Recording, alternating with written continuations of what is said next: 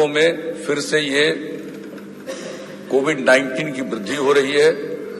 Corona बुरी तरह और ज्यादा बढ़ रहा है, अपने देश के भी कई राज्यों में बढ़ रहा है और इसकी संभावना हो सकती है कि अपने यहां भी इसकी वृद्धि हो। इसलिए इसके लिए बहुत सचेत रहने की जरूरत है। वैसे हम लोग इसके लिए जो जांच की कार्रवाई करवा रहे हैं पूरे बिहार में, वह औसतन जो देश का है उससे भी ज्यादा है। यानी इतनी जांच अब हम लोगों के द्वारा की जा रही है, सबकी इच्छा के अनुरूप भी चारों तरफ लोगों को प्रेरित किया जा रहा है कि लोग जांच करवा ले, ताकि इसके बारे में लोगों को सजग रखने के लिए सब कुछ प्रयास किया जा रहा है। हम लोगों के द्वारा जो और काम किया गया उसके बारे में महामहिम राज्यपाल महोदय के अभिभाषण में इन बातों की चर्चा की गई है।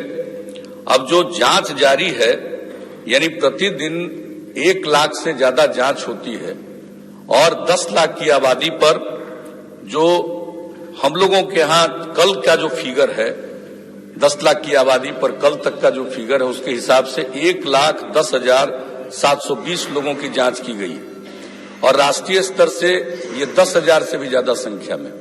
तो हम लोग अपनी तरफ से प्रयास कर रहे हैं और इसके अलावा जो भी और कार्रवाई की जा रही है। अभी 24 तारीख को, इसी महीने 24 तारीख को आदरणीय प्रधानमंत्री जी ने सभी मुख्यमंत्रियों के साथ भी बैठक की है और उसके लिए जो कुछ भी काम किया जा सकता है कोरोना वायरस के लिए बचाव के लिए, जो वैक्सीन पर काम हो रहा है, कोरोना वैक्सीन पर दुनिया के कई मुल्कों में काम हो रहा है और अपने देश में भी बहुत काम हो रहा है। उसकी संभावना है कि कोरोना वैक्सीन का काम कारगर हो जाएगा। तो अगर वो कारगर हो जाएगा तो वैक्सीनेशन के लिए, टीकाकरण के लिए जो इसको उपलब्ध कराया जाएगा, तो वैसी स्थिति में जो टीकाकरण का काम बड़े पैमाने पर हम लोगों को करना पड़ेगा और उसके लिए हर राज्य के लिए जो आदरणीय प्रधानमंत्री जी ने बैठक की, सभी राज्यों से चर्चा हुई और केंद्र सरकार के द्वारा कुछ गाइडलाइन भी जारी किए गए हैं और उस दिन जो चर्चा हुई है उसमें माननीय प्रधानमंत्री जी ने यह भी पूछा है कि किसी भी राज्य को और लगे कि इसमें और क्या करना चाहिए, तो अगर 2-3 दिन के अंदर आप सब लोग दे देंगे तो लास्ट गाइडलाइन हम लोग जारी कर देंगे। लेकिन अभी चूंकि वैक्सीन पर काम चल रहा, तो ये तो कोई कह नहीं सकता है कि कितनी जल्दी होगा और कितना समय लगेगा, लेकिन पूरे तौर पर उस पर काम हो रहा है और जो संभावना है, जो एक्सपर्ट्स हैं उनको इस बात का पूरा भरोसा है और सब लोग इस बात को मान रहे हैं कि ये वैक्सीन निकल आएगा और इसलिए वैक्सीनेशन का काम, टीकाकरण का काम बड़े पैमाने पर किया जाएगा। ये सब काम सब लोगों के द्वारा किया जा रहा है और इसके लिए जो वैक्सीन के लिए जो दिशा निर्देश दिया गया है, एक स्टैंडर्ड ऑपरेटिंग प्रोसीजर, इसकी चर्चा हमने की है। ये सब तैयार किया जा रहा है और अपने राज्य में भी बहुत सारी इसकी तैयारी, आखिर जो आएगा वैक्सीन कैसे रखा जाएगा, किस तरह से वैक्सीन को कहां पहुंचाया जाएगा, कैसे लोगों को इसका वैक्सीनेशन किया जाएगा, टीकाकरण किया जाएगा, तो एक एक चीज पर पूरी कार्य योजना बनाई जा रही है और जैसे ही वैक्सीन तैयार हो जाएगा सब लोगों के लिए, और सबसे पहले जो चिकित्सा में लोग लगे सबसे पहले वैक्सीनेशन उनका होगा और इसके बाद बाकी जो लोग हैं उनके ऊपर किया जाएगा। तो ये सब गाइडलाइन इसके बारे में जारी हो रहा है और जो सबसे बड़ी बात है कि भाई ये दुनिया भर में बढ़ रहा है अब, और ये पता नहीं है कि ये कब है, गर्मी में, जाड़े में, कब, हर मौसम में ये बढ़ता रहा है। इसलिए एक विचित्र स्थिति है और दुनिया भर में बढ़ रहा है। इसलिए सचेत रहना, अभी हम लोगों के यहाँ स्थिति बेहतर है, कई मामलों में बेहतर है, लेकिन उससे संतुष्ट होने की जरूरत नहीं है, सजग रहने की जरूरत है। और इसके लिए जो बातें कही जा रही है, साहब जो आप लोगों ने भी कहा यहाँ कि साहब आप सब लोगों को इस काम को करना चाहिए, सब जगह सचेत रहना चाहिए, लोगों को एक दूरी बना करके रखना चाहिए, मास्क का प्रयोग तो करना ही चाहिए, दूरी बना करके रखना चाहिए, ये सारी बातें जो कही जा रही है, हाथ को साफ करना चाहिए। और इसके अलावा 65 साल से अधिक उम्र के लोग हैं, चाहे गर्भवती महिलाएं हैं या जिनको किसी अन्य प्रकार की बीमारी है, या 10 साल के कम उम्र के बच्चे और बच्चियां हैं, उनको घरों के बाहर अकारण नहीं भेजना चाहिए, ध्यान रखना चाहिए। इलाज के लिए जाना है, कोई खास काम के लिए जाना है तो जाने देना चाहिए। लेकिन कभी कभी ऐसा होता है कि लोगों के मन में ये बात आ जाती है, हम लोग जो इस चुनाव के दौर में घूम रहे थे तो हम लोगों ने देखा कि मास्क का प्रयोग कम है, लाख लोगों को प्रेरित करने के बाद भी तो लोगों को ये लगने लगता है कि अब स्थिति दूसरी हो रही है। लेकिन कोई नहीं जानता है, बढ़ सकता है, कोई भी स्थिति उत्पन्न हो सकती है। इसलिए सब लोगों को इस बात के लिए सचेत रखना है और मैं समझता हूं कि जो कुछ भी काम किया जा रहा है उस सब काम को आगे हम लोगों को बढ़ाना है। और जितनी बातें कही गई कोरोना के अलावे अन्य सभी विषयों पर सभी कई माननीय सदस्यों ने भी चर्चा की है, लेकिन ये बात कभी कभी समझ में नहीं आती है कि जो काम यहां पर हुआ है, जो बिहार के लोगों ने हम लोगों को काम करने का मौका दिया, जो प्रारंभ से हम लोग काम कर रहे हैं, लोगों की सेवा कर रहे हैं, समाज के हर इलाके के विकास के लिए, हर तबके के उत्थान के लिए काम किया है। कौन नहीं जानता कि किस इलाके में कौन सा काम नहीं हुआ, कहां किस प्रकार से सड़कें बनाई गई है, पुलों का निर्माण हुआ है, उसके अलावा स्कूलों की जो व्यवस्था की गई, कितने बड़े पैमाने पर शिक्षकों को बहाल किया गया, क्या नहीं किया गया। लोग स्कूल के बाहर रह जाते थे, बच्चियां कम पढ़ती थी, जो साइकिल की योजना, पोशाक की योजना, ये कौन सी बात है, बातों को बार बार कहने से क्या फायदा है। लेकिन जितना काम किया गया है और उसके चलते जो 12.5% बच्चे प्राथमिक विद्यालयों के भी बाहर रह जाते थे, कौन थे, चाहे वो महादलित परिवार के थे या अल्पसंख्यक परिवार के थे, तो उसके लिए जो कुछ भी काम किया गया, टोला सेवक, तालीमी मरकज, स्वयं सेवक बना करके कौन सा काम नहीं किया गया, हर एक क्षेत्र में काम किया गया। इलाज के लिए क्या प्रबंध था, कोई प्रबंध था क्या? एक दिन में इलाज के लिए, एक महीने में इलाज के लिए 39 लोग प्राथमिक स्वास्थ्य केंद्र में, और आज स्थिति कहां गई है, एक महीने में 10,000 लोग। तो इस सारा काम किस क्षेत्र में नहीं हुआ? हर एक क्षेत्र में पूरे तौर पर विकास के लिए काम हुआ, हर तबके के उत्थान के लिए काम हुआ, महिलाओं के उत्थान के लिए काम, सब लोगों के लिए जो कुछ भी है, अनुसूचित जाति जनजाति के उत्थान के लिए काम, अति पिछड़े वर्ग के उत्थान के लिए काम, अल्पसंख्यक समुदाय के उत्थान के लिए काम, हर प्रकार का काम किया। समाज में किसी की उपेक्षा नहीं की गई। जनता मालिक है, अब जो भी है फैसला लोग बोलते रहते हैं, अपना भी देखना चाहिए। ये तो जनता मालिक है, वोट के मामले में जो भी निर्णय ले। और हम लोगों ने इतने दिनों से काम किया, एक दिन कोई काम नहीं किया। और अगर किसी को मालूम हो कि 7 निश्चय के अंतर्गत जो काम किया गया, महिलाओं को जो तुरंत तत्काल दिया गया, लोगों को भूलना नहीं चाहिए कि जब 7 निश्चय की शुरुआत की तो हम लोग कौन थे एक साथ, और उसके बाद इसको लागू करना शुरू किया, और उसके बाद जितनी बात हम पर आरोप लगाया गया, मैं उन चीजों को नहीं दोहराना चाहता हूं, लेकिन इन सब चीजों से कोई मतलब नहीं। जो भी काम हुआ, हम तो इस्तीफा करके अलग हो गए, फिर एनडीए के साथ मिलकर के आगे काम करते रहे, तो क्या 7 निश्चय में किसी भी प्रकार को उसकी रुकावट की गई? जो काम 2015 में जनता के बीच में हम लोगों ने कहा, उस काम को आज तक हम लोगों ने किया, किसी भी काम को नहीं छोड़ा। कौन सा ऐसा काम नहीं, कितना ज्यादा निर्माण हो रहा है, हर तरह का काम किया गया। एक एक तरह से कितना मेडिकल कॉलेज की स्थापना, इंजीनियरिंग कॉलेज की स्थापना, पैरा मेडिकल संस्थान की स्थापना, पॉलिटेक्निक संस्थान की स्थापना, क्या नहीं किया गया? एक एक काम किया गया है। लोगों को आगे बढ़ाने के लिए किस प्रकार से सहायता दी गई है, तो हर तरह का काम किया जाता रहा और ये सब काम आगे जारी रहेगा। और जिस तरह से आप किसी ने कल्पना की थी, हर घर तक बिजली पहुंचा दिया गया। जो लक्ष्य हम लोगों ने रखा था 2018 के दिसंबर का, 2 महीना पहले वो काम पूरा हुआ। कितने बड़े पैमाने पर लोग बिजली का प्रयोग कर रहे हैं और किस तरह से बिजली के क्षेत्र में लोग क्या क्या काम किया जा रहा है। मैं एक बात आप लोगों को बता देना चाहता हूं कि जरा जान लीजिए, ऊर्जा के क्षेत्र में आप समझ लीजिए, अब कहां, जब हम लोगों को काम करने का मौका मिला तो उस समय तो बिहार में बिजली की खपत 700 मेगावाट की थी, अब लगभग 6000 मेगावाट की है।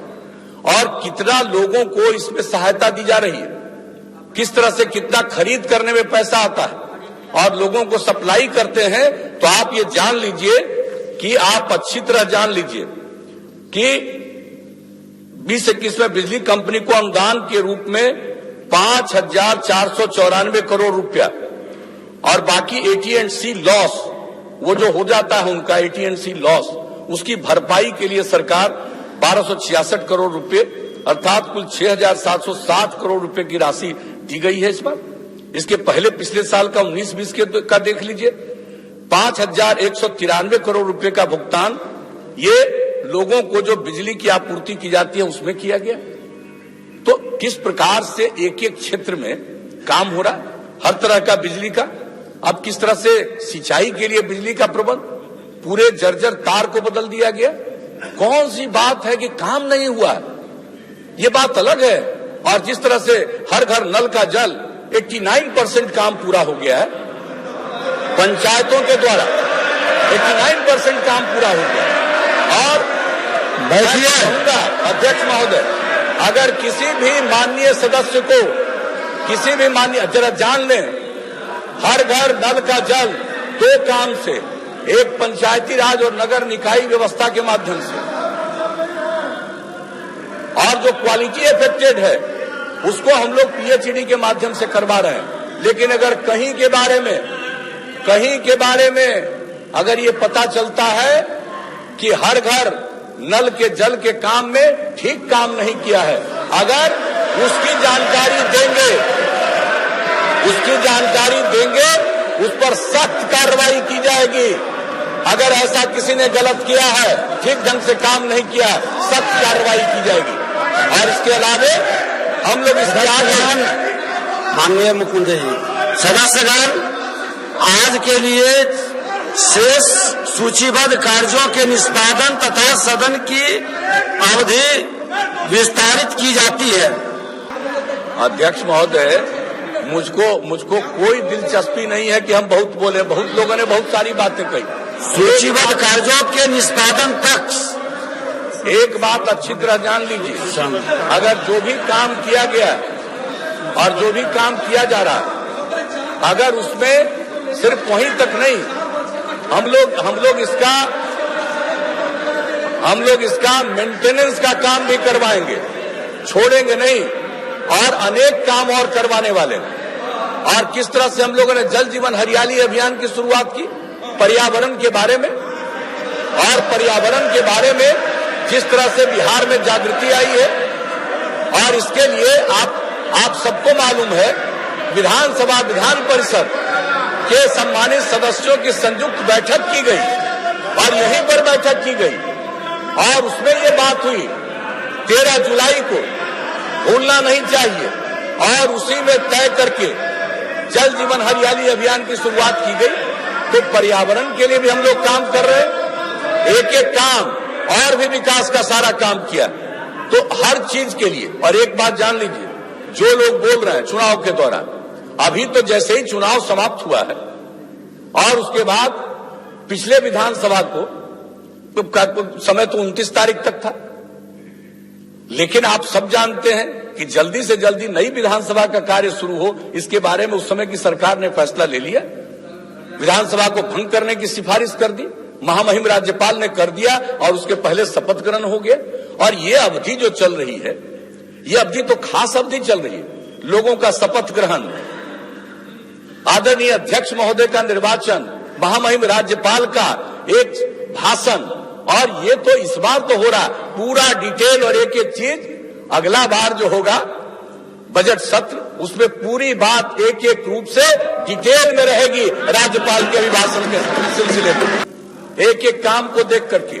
और मैं आपके माध्यम से सभी माननीय सदस्यों को विनम्रता पूर्वक आग्रह करता हूं कि अगर उनके क्षेत्र में कहीं कोई 7 निश्चय के किसी कार्यक्रम में कोई चूक है, उसकी जानकारी अगर आपके माध्यम से हम लोगों को मिल जाए, उस पर पूरी कार्रवाई हम लोग करेंगे। उसका एक एक जवाब हम लोग देंगे। अब लेकिन आप नए सदस्य क्यों बार खड़े होते हैं? आप बिना आसन की अनुमति मत खड़े होइए, बैठिए।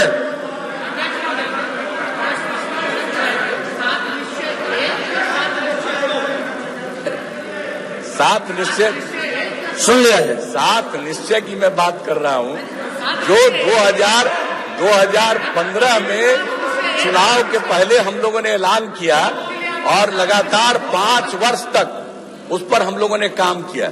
और जो जरूरी काम है वो आगे चलता रहेगा। हमने कह दिया मेंटेनेंस का भी काम करेंगे, उसी के बारे में कहा है। और जो आपने 7 निश्चय 2 की बात कही है, मैं बता देना चाहता हूं कि हम सब लोग बैठेंगे, और सब लोगों ने अपनी तरफ से बहुत सारी चीजों की घोषणा की है और ऐलान किया है।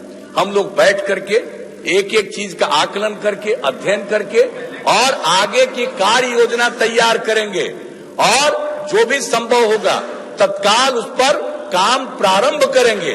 और अगर अगले बजट सत्र के बाद प्रारंभ करना होगा, अगले बजट सत्र के बाद प्रारंभ करेंगे, लेकिन हम लोग काम करना नहीं छोड़ेंगे। हम लोगों का जान लीजिए, हम लोग सेवा ही करते हैं और लोगों का कुछ भी हो, मैं तो हर बार यही कहता हूं कि हम लोगों के लिए पूरा बिहार एक परिवार है और सबकी सेवा हम लोगों का करना हमारा धर्म है, वो करते रहेंगे। भाई हम एक बार आग्रह करेंगे विनम्रता पूर्वक, भाई जो कुछ भी हो, कोई सत्ता पक्ष में है, कोई विपक्ष में है, इच्छाएं हैं, मुझको उस पर कुछ नहीं कहना है भाई, लेकिन एक बात कहेंगे आग्रह पूर्वक, आगे बढ़ना है तो कुछ मर्यादा का ध्यान रखना चाहिए। मैं इतना ही कहूंगा, कभी अमर्यादित ढंग से कोई काम करने की जरूरत नहीं। लेकिन जब तक हम हैं, मैं आपको आपके माध्यम से सदन को और पूरे बिहार को आश्वस्त करता हूं, जब तक हम हैं तब तक समाज में इस प्रकार का एक दूसरे के प्रति अन्याय करने हम नहीं देंगे। जो भी हमसे संभव होगा, हम सबको मिलकर काम कीजिए और जो कोई भी अपराध करेगा उसके खिलाफ कार्रवाई होगी। लेकिन जिनको जो बोलने की इच्छा हो इसे अपना बोलते रहे, हमको उससे कोई मतलब नहीं। लेकिन हम जरूर कहेंगे कि भाई आखिरकार चलाना है राज्य को, विधानसभा को चलाना है, काम करना है, सब लोगों को अपनी बात रखनी चाहिए। और क्या मतलब है बहुमत के बारे में जो बोलते रहते हैं? अरे भाई बहुमत के बारे में इधर 125 है तो क्या करिएगा, जिसको भी 122 होगा उसकी सरकार बनेगी। और वोट के मामले में कह रहे, अरे एक वोट से भी कोई जीतता है तो जीत होती है। अगर किसी को लगेगा कि भाई ये गलत है तो वो जा सकता है कोर्ट, और कोर्ट में बाजाबता सुनवाई होती है, निर्णय होता है।